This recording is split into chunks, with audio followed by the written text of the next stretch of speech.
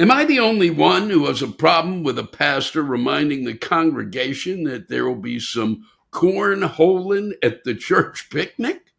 I do live in the American South, and it usually sounds something like this. There will be a puppy corner for our four-legged friends, for God loves all creatures, great and small. Moms, we will have Kendra at the kitty corner, so bring those babies because the Lord loves a cheerful crier. And there will be some cornholing going on for kids of all ages. And you know how much we love to cornhole around here. And after the beans and wieners, we might have to crown a cornhole king or queen in a championship round. What kind of church is this? Should I fetch the fiddle? Is corn provided? Do we bring our own? What about the blue bonnet? Or I can't believe it's not butter. Cornhole might be for sport, but it sure as hell was never a game. Who let cornhole out of the barn? As a youngish man, I had to look up the word cocksure and wonder if that was offensive. Not because I worked at Target, but because my mother was a bra burner who took umbrage at the word titillating, which I used every chance I could until my mom and sister were fast enough to catch me and slap the cocksure right out of my mouth. My sister was fond of saying, the squeaky wheel gets the grease, and it was time to get greasy. Ah, the traumas of home. Memories.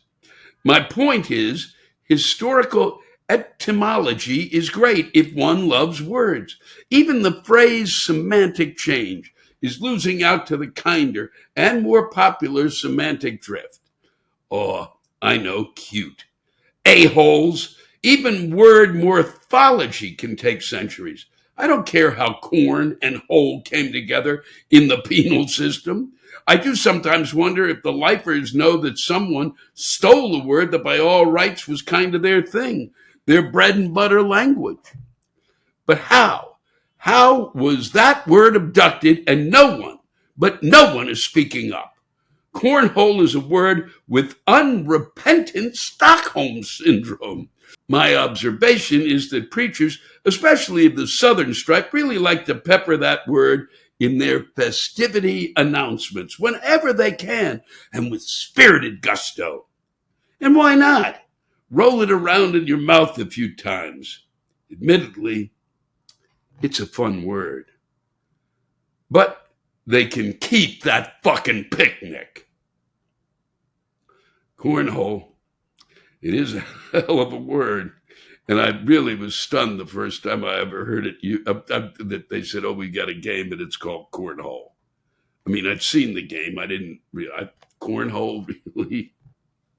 And then they're on ESPN, Cornhole, and all day long.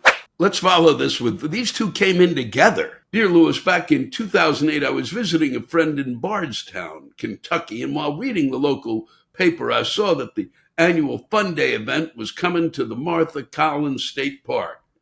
Horseshoes, greased pole climbing, pie eating contest, three-legged race, all those things that one would expect at a Fun Day event. And then on the bottom corner of the page was, make sure you sign up for the cornhole game, singles and doubles welcome. What the actual fuck? They could have called it cornbag toss or bag of corn toss, but no, it had to be cornhole game. They obviously didn't grow up where I did, because where I grew up, cornholing was not a game. Well, maybe for the thrower, definitely not for the receiver. What the hell were they thinking? Elbert, we should take an act of sodomy and name a family game after it. Of course, now that I reflect on it, it was in Kentucky.